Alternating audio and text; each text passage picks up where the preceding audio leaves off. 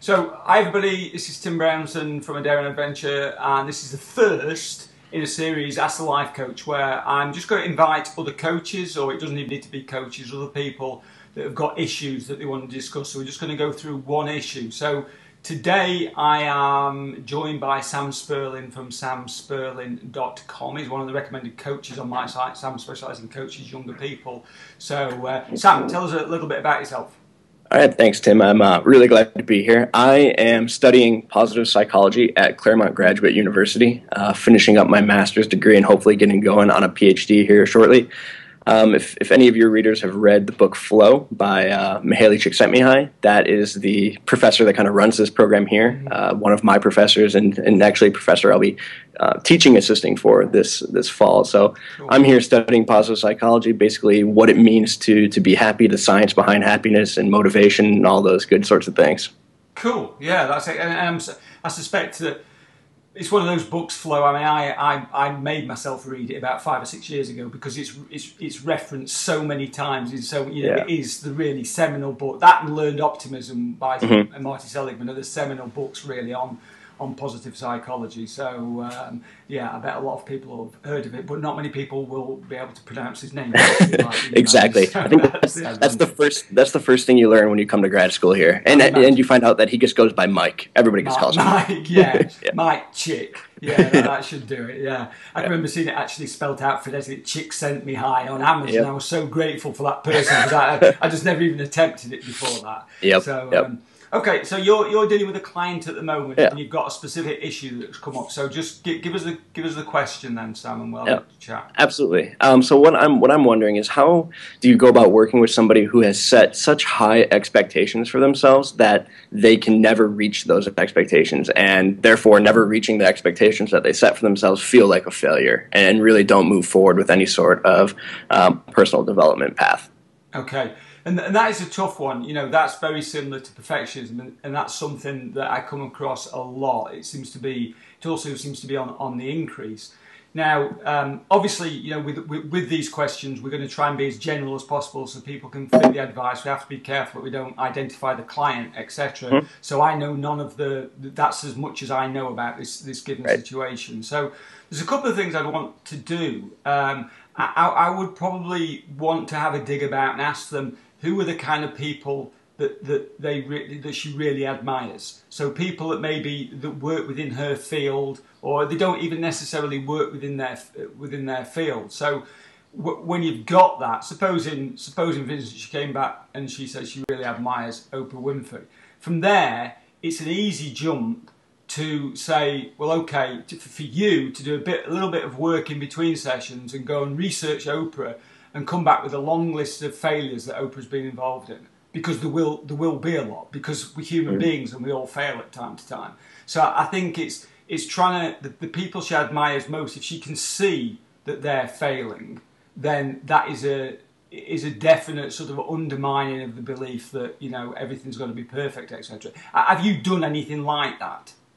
Yeah, we have done a little bit of that, and what really kind of brought my attention to this is that she is working with basically eating issues and wanting to eat healthier, and there's so many of these gurus online that you know espouse a specific diet that has done wonders for them, and she is holding herself to the same ideal as somebody who is a professional, you know, diet writer, diet personality online, and is having trouble seeing the fact that this person basically dedicates their entire life to this lifestyle, whether it's, you know, eating clean or vegan or like fruitarian or something like that. So she sees these people online who are having these incredible health benefits that are writing about that, and I think sometimes writing about it not particularly truthfully, but holding herself to that same standard, which is tough. Yeah, I mean, one of the things, you know, I've worked with a lot of life coaches, and 90% of them are brilliant and are really good people. But I have worked with 2 or 3 where their persona online is not the persona offline. You know, so I mean, certainly I'd want to raise awareness about that. Is that, look, this is what people are presenting. This is the mask that they want to wear to make you think. You know, some people think that life coaches, you know, that our lives should be perfect. You know, my life's not perfect by any stretch of the imagination, if only it was, you know. So I think that I'd wanted to get some kind of acknowledgement that possibly what these people are saying either isn't true or it's not quite there. You've got to get, I think it's one of these things, Sam, where you've got to get the buy-in from it. You've got to, you start by just sliding a little bit of the wedge in to separate, you know, her ideas between fact and sort of Right. reality of the situation, and then just getting a little bit more commitment, I mean, it's difficult, you know, without going into the sort of psychoanalyzing something like that, which I'm not trained to do, and you're closer to, but you know, not there yet. Right. Then, you know, looking at the history of where this has come from, you know, it's obviously going to come from a younger days, but that's not really going to help you change it now. So tell me what else you've done, and let's see if we can throw some more tools in there that you can. Well, yeah. After we talked about, you know, basically she gave me examples of websites that she's been reading, and I took a look at them, and they really are. I mean, people who make their living writing about a specific diet are going to make it sound as good as possible. Yeah. So I tried to redirect her attention to some more reasonable and people with better credentials in this field. About, you know, what it actually means to eat healthy. So we tried to explore these more reasonable voices, I guess, and try to point her to higher quality information online, and kind of steering her away from these, I mean, what I kind of consider like charlatans, basically, who want you to commit to their kind of extreme diet because that's how they've made their name. Right. We talked about, you know, I mean, one of the things I did is I looked up like successful athletes and people that she admired in terms of, like, you know, because she's very worried about, you know, looking better, basically. So I had to give me some examples. I looked into those people's backgrounds, and basically none of them commit to these like bizarre diets that she's been like reading about. So I just tried to, change her expectations in terms of like what these people that she admires do, and see if she can adopt some more of those changes as well. And how did she react to that, Sam, when you pointed out that this stuff, because I know exactly what you mean, people become evangelical about things like this, maybe they have some early success and they can't wait to tell everybody that this is how it is. So when you've sort of started to show her that kind of thing, is there any acceptance of it by her? Yeah, I mean, I think rationally, intellectually, she agrees with me.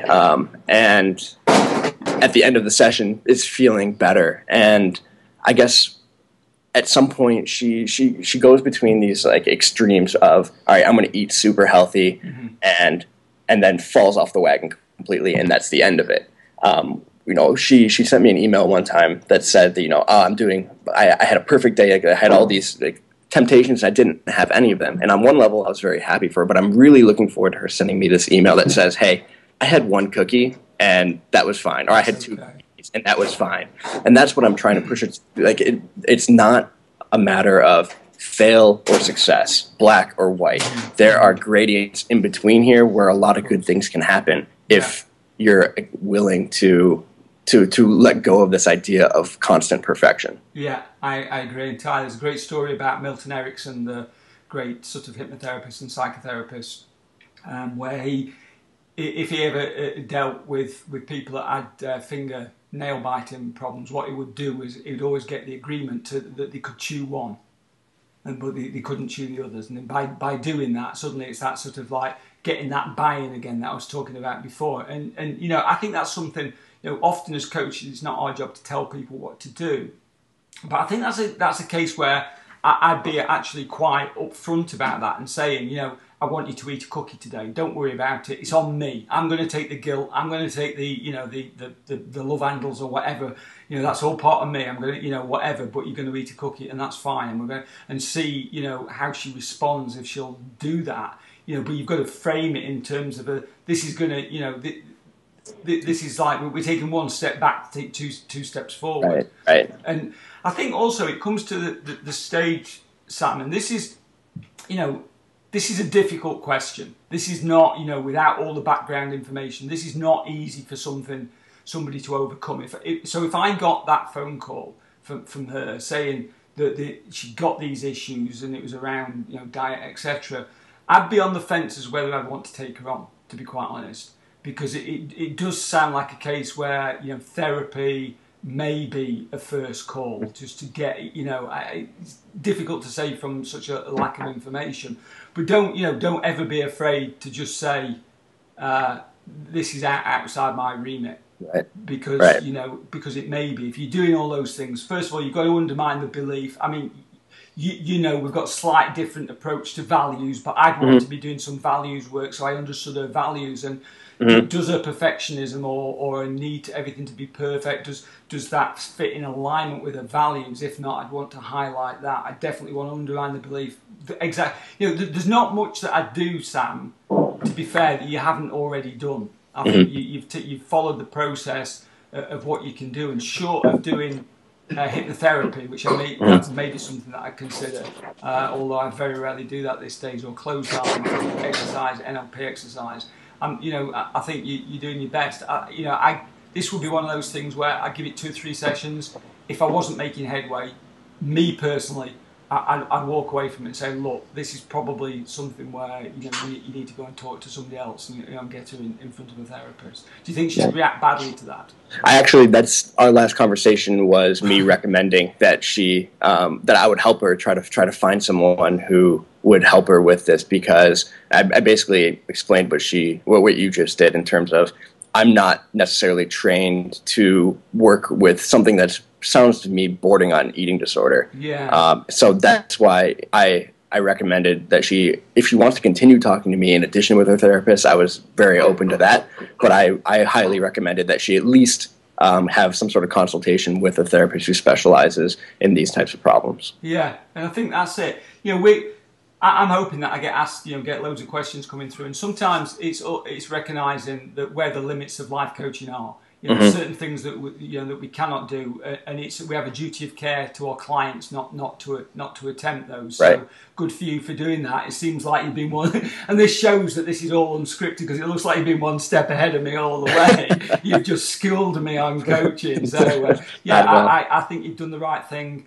I will recommend a guy called Tom Routledge, and it's Thom Routledge. He's a great therapist, and he also specialises in eating disorders as well, which that's exactly what I was thinking, that maybe there's an underlying eating disorder going on there. So, Sam, thanks a lot for joining me today. If you've got any other questions that are going to stump me as well, please feel free to let me know. Maybe we can do this again. Yeah, I'm really looking forward to this series. I think it's a good idea, and I think it'll be helpful to a lot of people. Cool. I agree, and I'm hoping so. So thanks a lot for joining me. Of course. Thanks for having me.